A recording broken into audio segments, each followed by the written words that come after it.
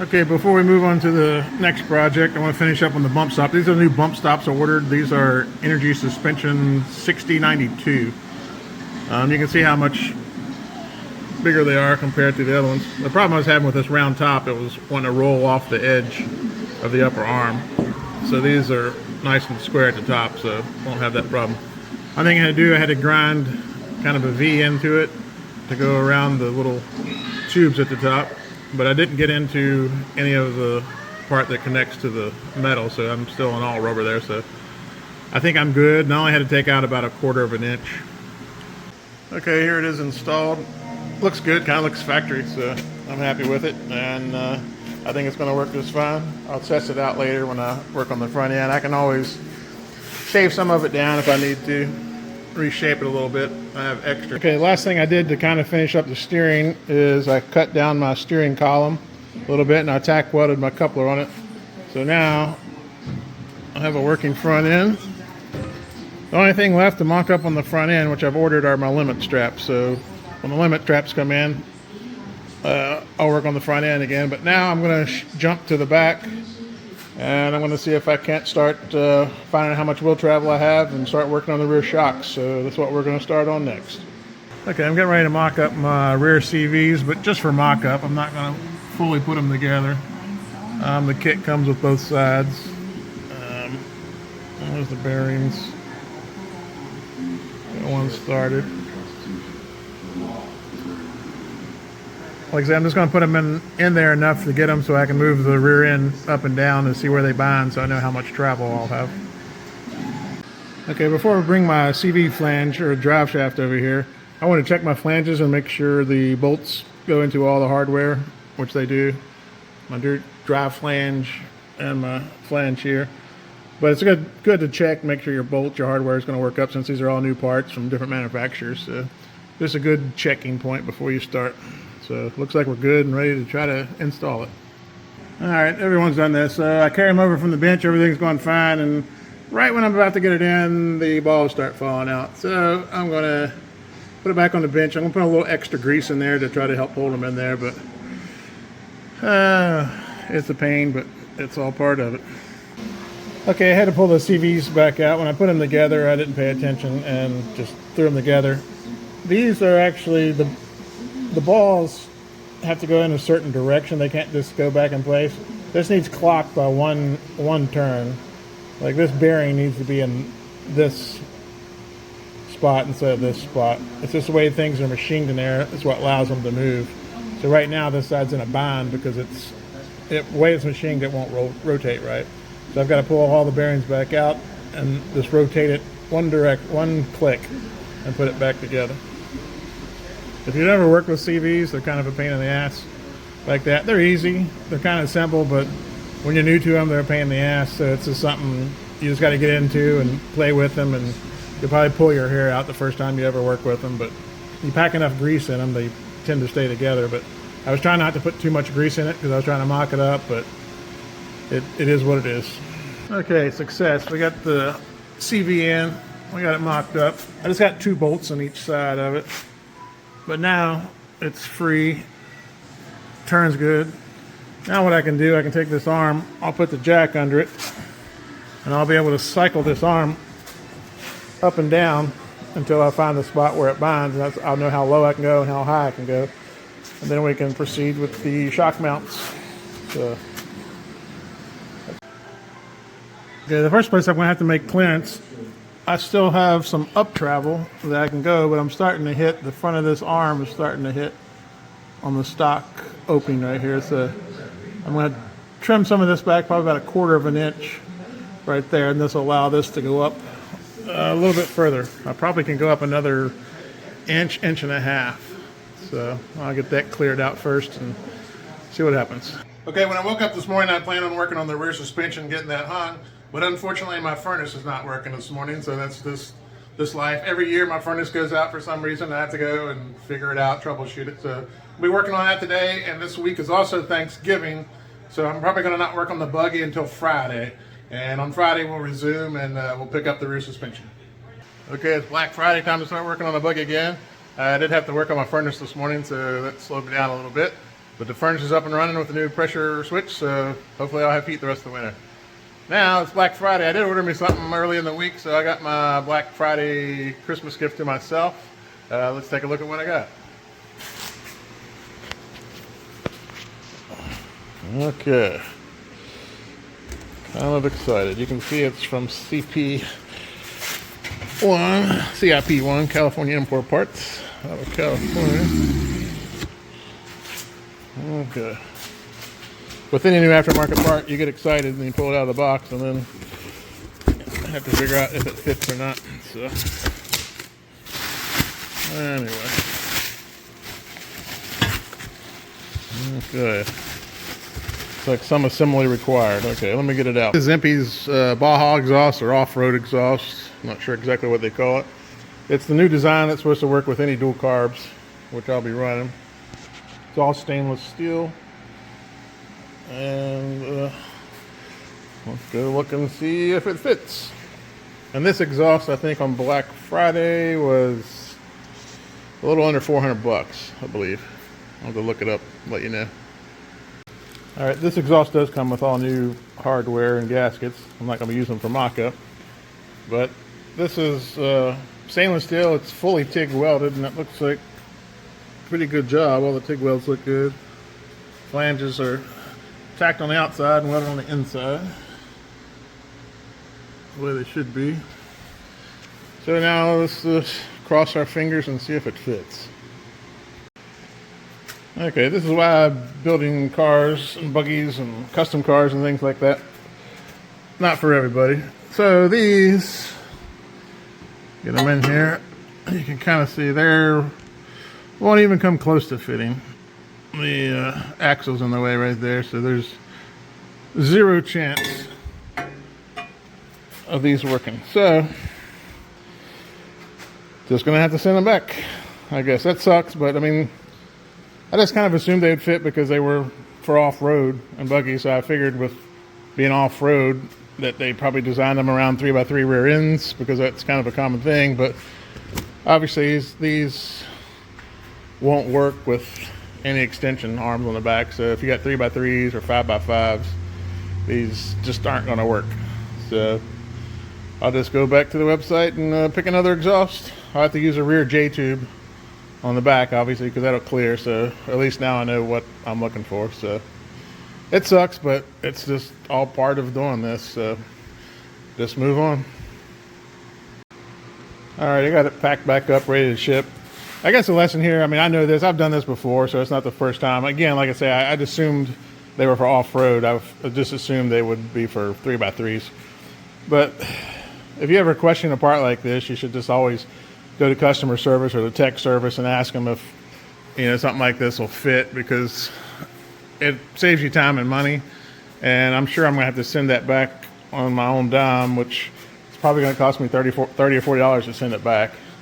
So, but it's a bummer, but that's just part of it. But now also I know exactly what exhausts will work or won't work. So lesson learned, it just cost me $30 or $40. So it should go without saying, but the CV joint, I made sure I covered up. I put trash bags on it first and then covered it with a blanket because it's exposed, so I don't want any grinding getting in those new bearings. So here's what I've got to clearance out. I've got to trim this section across right there. I put a piece of metal on top of it in case I dig too long. I won't dig into my metal, so it's just a scrap piece of aluminum. And I'm just going to use the angle grinder to try to get it. I've got some other tools to get to it if I have to, but let's see if we can make some clearance. Okay, I only had to take about 1/4 of an inch off, and I think I got enough clearance, but right here in the very front, I'm going to take a little bit more. Just off that right little corner there, the left-hand corner. I'm cycling all the way up now to where I'm hitting the factory bump stop, what that is on there. So I'm all the way up to that point at this point now. So that's probably as far as I can go. And I'll jack it up. I have to put a block of wood on here to get this higher. But I'm also getting to the point where I think I'll be bottomed out, because the distance from here to the bottom of my tire is 16 inches. So that's as far as I can go to get under the chassis there. So I need to clearance the bottom of this now. I'm going to do the same thing to the bottom of it. So let's keep working. Okay, there's the clearance I got on the bottom. Hopefully it's enough. We'll see. A lot easier to grind on the bottom than it was on the top. So. Okay, I got everything clearanced out. I've got, not checking the CV to see if it's bound yet, but I have 18 inches of travel up and down. My shocks are only 14 inches, so that's good, but I don't know where it's going to bind on the CV, so I need to check that now. But it looks like I have plenty of travel now without binding. Okay, with it all the way down, you can see it's touching the axle right there, so obviously it has to come up. So that's what we're going to work on. We'll start jacking it up and see how far I have to come up to get that to unbind. Okay, I've got my 3x3 set up all the way to the top of its maximum up travel. So on the shock, I've pulled this out about 1 inch. That way, at full compression on the 3x3, the shock would still have 1 inch of travel. That way there's no way of bottoming it out. That way the shock will be protected. And I'll probably even add more into it so it'll be even safer. But that way it just gives me a little buffer zone so I don't have to worry about damaging the shock. Okay, we're probably going to live somewhere in this neighborhood. It would look better if that shock was angled as far as looking good as a design, but the more of the angle you put on the shock, the less efficient it is. So you want the much motion going up and down, so it'll be off center from that. But it'll be about 6.5 inches up from that bar. So I'm going to start playing around with a mount now, see what we can do. Okay, here's what I'm coming up with. I'm just going to put a pre-curved tube I already had right there and try to keep this distance the same. And the shock should mount somewhere in there. The shock is going to have to come out some, but I'm just going to use that for the, I guess, the base. Okay, here was the bar I had after I coped it, and it would work for the shock, but what I didn't like is this didn't line up with this. I didn't think about it. I was trying to keep this angle the same, which I like, but I decided it'd be better to triangulate it on this bar. So took that one off, and we came up with this one.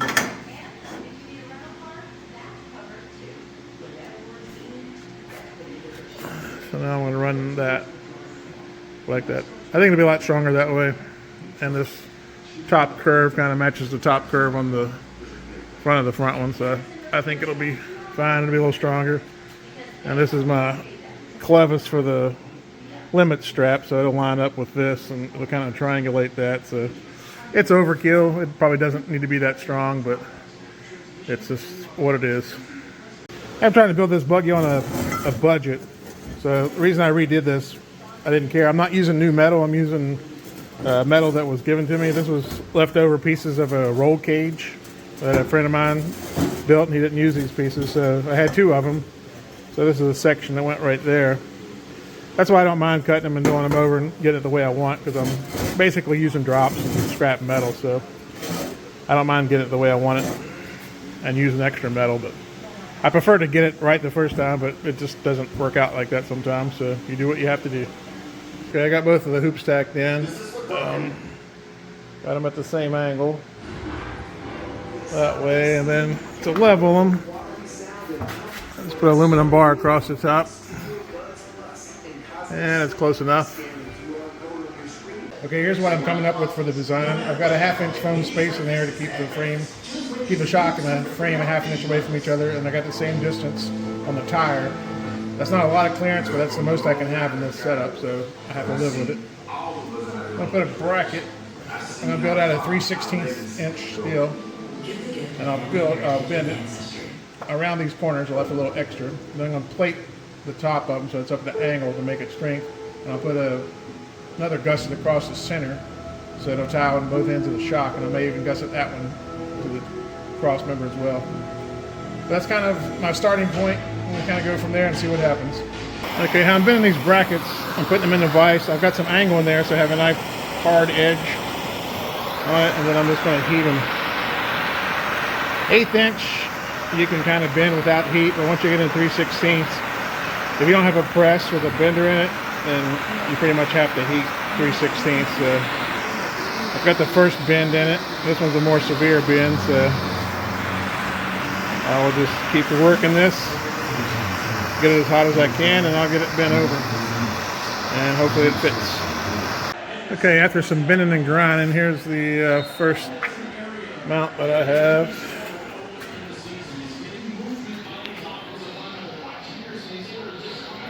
It looks pretty good. I'm pretty happy with it. Like how I'll plate the top of it. Now the hardest part is now I have to make a duplicate of this for the other side. So that'll be the hard part. The rest of this side should be easy, but making the copy will be the pain in the ass, but I'm getting ready to start it. So, but here's what I'm thinking about for the top. Just kind of capping it off with a plate like that, and still try to keep some of this round radius just so it looks better, but it'll have flat edges. I may change these angles a little bit. I'm not sure yet, but that's the general idea. Making a second bracket as a duplicate is always hard, but once you have one pattern made, it's a little bit easier because you can match the angle. So the first time you're doing it, you're not sure what the angle is, but when you do it the second time, you have the first one to go by, so it does make it a little bit easier. All right, I was going to use like 3 triangular pieces right here, kind of flat pieces, but I think I can actually bend a curve into a piece so I can get like a lot smoother look. So what I'm going to try to do, I'm just going to try to bend that around there, crease it down towards the center, but I think I can do it. I know I can do it at 1/8 inch. 3/16 is going to be a little bit more tricky, so, but I'm going to attempt it and see what I can do. I put little guidelines on the template just to give me a guide, know where to bend. So let's transfer it to metal and see what we can do. All right, I got the metal cut out, and I've got the lines transferred on there, so ready to start bending and see what we can do. Okay, I got this piece made now. I use my bender at the end of my bench. I just kind of worked it in along those lines, kind of bend it around to get that curve in it. And I use the vise to get that one. And then I also smooth it out. I've got this big round ball here. I was able to smooth it out on that with the dolly. And then I use the anvil also. So, all right.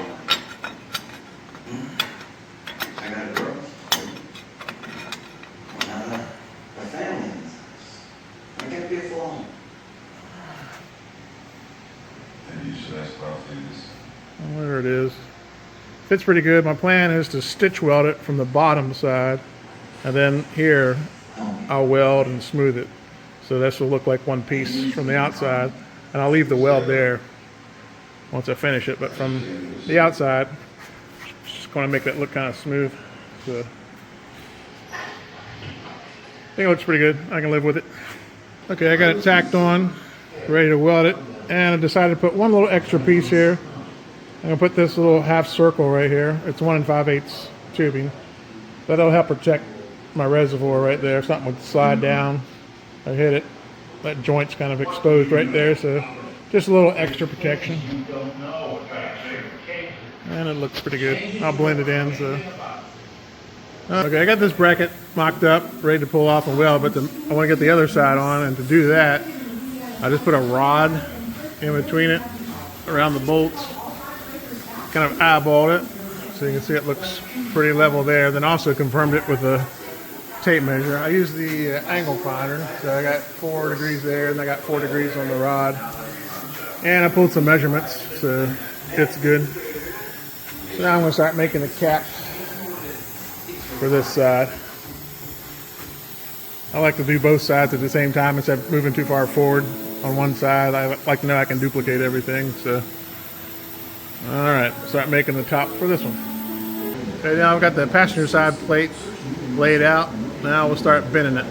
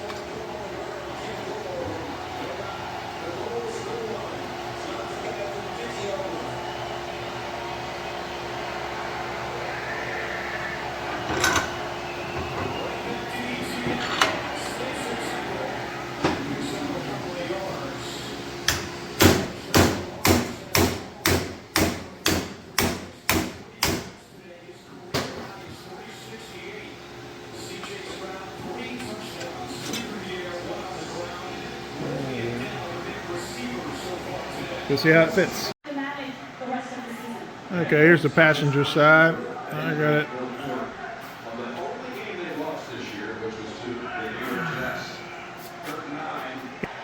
Okay, this is where we're going to stop this video. I'm going to make it a two-parter, so in the next episode, we'll get the buggy on the ground under its own weight for the first time. So we'll see you next time. Thanks for watching.